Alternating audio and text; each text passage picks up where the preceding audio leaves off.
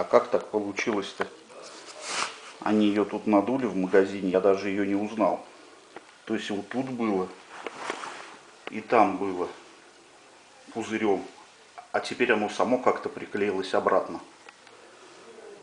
Мне вот это может кто-нибудь объяснить вообще? Это что за фокусы такие? Это чудеса какие-то. Или чудеса конструктива, или чудеса изготовления. Странно, это очень странно.